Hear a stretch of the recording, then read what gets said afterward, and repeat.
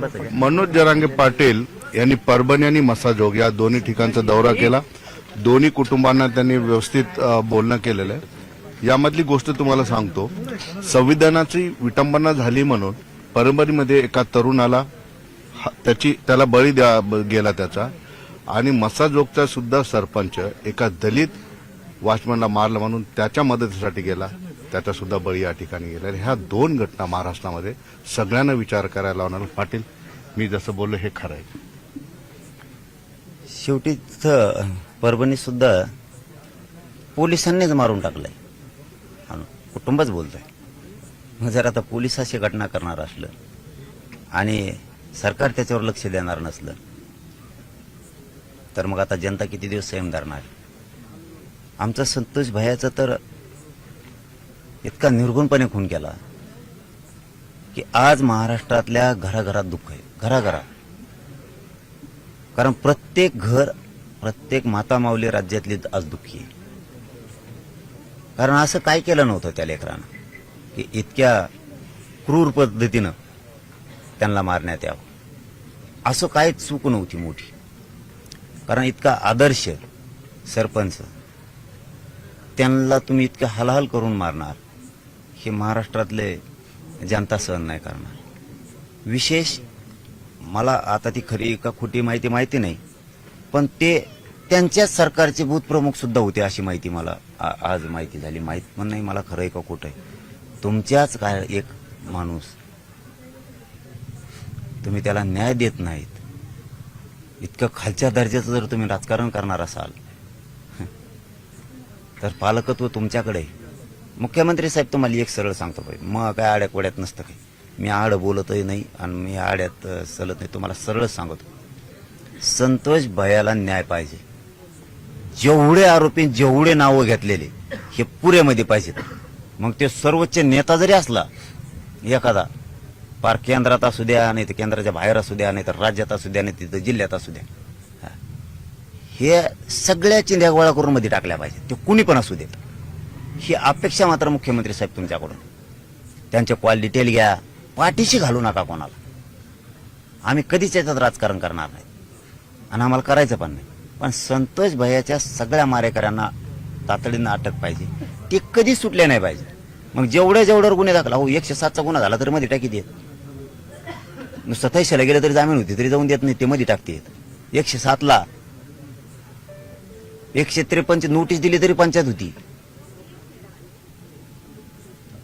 तुम्ही जवळपास तासभर वेगवेगळे कागदपत्र बघितले, वेगवेगळे क्लिप्स या ठिकाणी बघितले, काय नाही? यांचे आणखीन खूप प्रकरण आहेत। संतोष भैया अनेक दुसरे जिल्हाभरातले खूप प्रकरण आहेत त्यांच्याशी। आरोपी तेच, दुसरे कोणीच नाहीत, सगळे ते त्यांचे मालक फालक। यांना इतका वेळ, परत तेच सांगतो मुख्यमंत्री साहेब, इतका वेळच लागू देऊ नका। कोण आहे ना, ह्यो शोधला, त्याच्यापर्यंत गेलं की लगेच वडा त्याला मधी। आम्हाला वडायची वेळ कशाला आणता? मुख्यमंत्री आहेत ना तुम्ही आता। लोक म्हणतात ना निबार मुख्यमंत्री आहे, दाखवा की निबार आहे म्हणून। वडा नाव घ्या, तक्षण वडा, कायचं नाव राव, एवढं लिवले चिलटे नाव होते, त्यालाच बहु करीत बसले तर राव हे सरकार। घराचे टंगडे धरून मध्ये टाकून द्यायचं। एवढा मोठा समाजाचा रोष अंगावर घ्यायला लागला म्हणजे तुम्हाला आरोपी वाचवायचेत का काय? एवढे येडे जनता समजू नका बरं। तुम्हाला वाटत असेल लोक लय हुशार आहेत, लोकांना तवाच कळतो कोण कोणाला वाचवायला लागलाय ताबडतोब। म्हणून मुख्यमंत्र्यांनी स्वच्छ पाण्यासारखं याच्या शोधणं आणि मध्ये फेकणं, कॉल डिटेल ताबडतोब काढणं, त्याचे संबंध त्याच्या शाळेत बोललाय लगेच मध्ये टाकला, कसलीच कदर नाही करायची। पटेल, याच्यामध्ये खून झालाय, अपहरण झालं, हत्या झाली, आरोपी पकडले, कोण आहे पाठीमागं पुढं याची शंका बोलून दाखवली जाते। पण हे प्रकरण पाहिजे तेवढ्या पद्धतीनं हाताळत नाही का सरकार? का राजकारणाच्या आरोप प्रत्यारोपामध्ये संतोषचा न्याय अडकून बसेल? हे राजकीय आरोप प्रत्यारोप अजिबात नाही। राजकीय आरोपात फिरोपात आम्ही काय आलाय? बीड जिल्ह्यात जनताच पुरून उरणार आहे सगळ्याला। बघतेत माझ्या थोडी दिवस, इतके दिवस 16-17 दिवस सहन केलंय, थोडे दिवस सहन करते। एकदा जर वाटलं की सरकार न्याय नाही देत, मुख्यमंत्री न्याय नाही देत, हे नुसते घोळायला लागलेत, गोड बोलून वेळ मारून न्याय लागलेत, तपास जनता करणार आहे. मला तो त्याचा अर्थ कळत नाही की नसतो तपास कळत जनता ते करणार आता. म्हणजे काय ते करणार. नाही कळणार आत्ताच नाही कळणार, नावेलाच होईल. 28 तारखेला शेवटी आमचं काळीच गेलंय. हे बघा, नाही बरं बस वाटत त्या वाट्यावरती कुटुंबासमोर ऑटोमॅटिक अंग थरथर काढतं. ज्या मुख्यमंत्र्याला, गृहमंत्र्याला आईबाप काय, लेकरं काय याची जाण आहे ना, तसंच त्यांनी हे लेकरू त्यांचं समजावं. एका लेकीची हाक आहे, माझ्या बापाला न्याय पाहिजे, ह्यो शब्द फक्त मुख्यमंत्र्यांनी समजून घेऊन कोणाला सोडू नये, पुरे ताबडतोब मध्ये टाकावं. इतके दिवस लागतच नाहीत कॉल डिटेल घ्यायला, कोण कोण आहे त्याच्यात. अरे जे आरोपीचे नाव आलेत ना त्याच्यावर एफआयआर पाडला, त्याला मध्ये तर फेक. ही तर अशी अपेक्षा जनतेने तुमच्याकडून केली. वरतोंड करून बोलत जाऊ नका नुसतं. सत्तेत बसलोत म्हणून वरतोंड करून बोलायचं नाही नुसतं. शेवटी भावना जाणून घ्यायच्या, आक्रोश जाणून घ्यायचा. आम्ही नाही राजकारण करत, नाही करत. द्या तुम्ही न्याय, आम्हाला काय गरज नाही तर राजकारण करायची. न्याय द्या, पटापट मध्ये टाका. अरे तुम्हाला 3-4 जण सापडली 15, 16, 17 दिवस. कोणची यंत्रणा आहे? कोणाला सांगताय पथक? न्यायाची अपेक्षा जर तुमच्याकडून ठेवली, आणि पुन्हा सांगतो, मुख्यमंत्री साहेब आम्ही याच्यात राजकारण करत नाहीत, आम्हाला अशा अपेक्षा तुमच्याकडून आहे. तातडीनं सगळ्याला अटक करून मध्ये फेका. मग तो नेता असलं तर हरकत नाही, किती जागीरदार असू द्या, टाका मध्ये त्याला. 28 तारखेला जनतेने मोर्चा ठरवलेला आहे.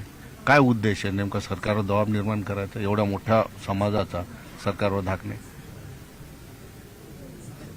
आमच्या न्यायासाठी आम्ही बाहेर निघतोय. शेवटी या राज्यानं आज संतोष भाईंना लेकरू मानलंय, आणि इतक्या क्रूर पद्धतीनं त्यांनी तो खून घडून आणलाय की त्याला सीमाच नाहीये. त्यामुळे समाज रस्त्यावरती यायला लागलाय न्यायासाठी. एवढी भावना मात्र कळून घेणं गरजेचं, नंतर राज्य बंद पाडणार आहे. या मोर्चाची भावना तातडीनं कळून घेऊन पुरे मध्ये फेकावीत. आहेत तेवढे, वर असू नये तर तो खाली असू, तो आमदार असू, मंत्री असू नये, ते खासदार असू नये, तिकडे ते कुणी असू, टंगडी धरून ओढून आणायचं, मध्ये फेकायचं. साहेब शेवटचा प्रश्न. शेवटची संधी मोर्चाची. नसता समाज शेवटी बघायचं तोवर बघणार, तपास स्वतः करणार म्हणतात. बघायचं तोवर बघणार आहे. मग आता आमचे लेकरच जर मारणार असले, तुम्ही मारू टाकणार असले, तर मग सरकार तपास नाही करायला लागल्यावर जनता नाही तपास करणार तर कोण करणार? तुमच्यावर तो विश्वास टाकलाय म्हणतो ना मी. अशा अपेक्षा आहेत म्हणतो तुमच्याकडूनच आम्हाला. मुख्यमंत्र्यांकडून शब्द पण वापरलाय, देवेंद्र फडणवीस साहेब मुख्यमंत्र्यांकडून अपेक्षा आहे. याच्यापेक्षा काय शब्द वापरायचा आहे? शेवटी आम्ही त्यांना लेकरू मानलेले. आमची तळपायाची आग मस्तकाला जाते, तरीही आम्ही तुमच्यावरती विश्वास ठेवलाय, अपेक्षा ठेवल्यात, पूर्ण करा. बस, काय अपेक्षा नाही तुमच्याकडून. शेवटचा प्रश्न विचारतो. बीडमध्ये खूप पॉझिटिव्ह गोष्टी आहेत, चांगल्या गोष्टी आहेत, समाज सलोख्याच्या अनेक गोष्टी आहेत. हे गाव सुद्धा समाज सलोख्याचं एक चांगलं उदाहरण आहे, मसाजो. परंतु काही घटनांमुळे तुलना बिहारची केली जाते. बीड तसं नाही, मी सुद्धा बीड जिल्ह्याचा आहे, पण एक प्रतिमा निर्माण होते.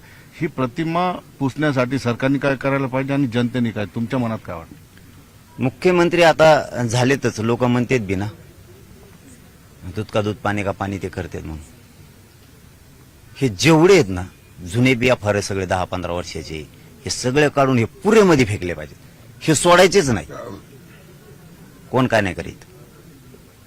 सगळा डाग पुसून जाईल. बीड बिहार आहे ना, सगळा डाग पुसून जाईल.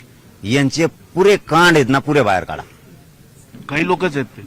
आणि मग किती घेतात मी म्हणलं ना, चिलटा धरायला इतका टाइम लावायला लागले. त्याचाच बहु करायला लागले तर यावे ते यावे, काय ते यावे ते यावे. शेवटी तुम्हाला हे डाग पुसायचा असेल बिहार नावाचा, तर मुख्यमंत्र्यांनी प्रामाणिक कठोरपणे काम सुरू करणं गरजेचं आहे. कठोरपणे, प्रामाणिकपणे. ते पण मला माहित नाही सत्तेत कोण आहे कोण नाही, हे मुख्यमंत्र्यांनी म्हणलं पाहिजे. तू दोषी आहे, तुला फेकणार मध्ये, तुला सुट्टी नाही. या भूमिकेत उतरायला पाहिजे. कसले राव त्यांना नीट पॅन्टी घालायला नाहीत, काही काही अशी आहेत. आणि त्याचं नाव सांगतात आणि त्यांना सापडाना, ते धरायला यायना, ते मिळून यायना, सापडत नाही. असं काहीच करू होऊ शकत नाही. सरकारने ठरवलं तर कोणी काही होऊ शकतं. म्हणून ही डाग पुसायचं असेल तर तुम्ही ही बीड जिल्हाच काय हे राज्य दहशतमुक्त करून टाका यांना मध्ये नसतात. तुम्हाला असं वाटेल जनतेने तपास हातात घेतल्यावर आता कसं काय न्याय मिळायला लागला. मोर्चा शांततेत होईल. हो शांततेतच मोर्चा आहे. मोर्चा शांततेतच. निश्चितपणे पाटलांनी आपली भूमिका मांडली, मात्र एक कन्फ्युजन या ठिकाणी ठेवलंय की सरकारने जर व्यवस्थित तपास नाही केला तर जनता तपास करेल. या मागचा अर्थ बऱ्याच लोकांना कळून जाईल. सुधीर जाधवसह सिद्धार्थ गोदाम, न्यूज 18 लोकमत, मसाजोग.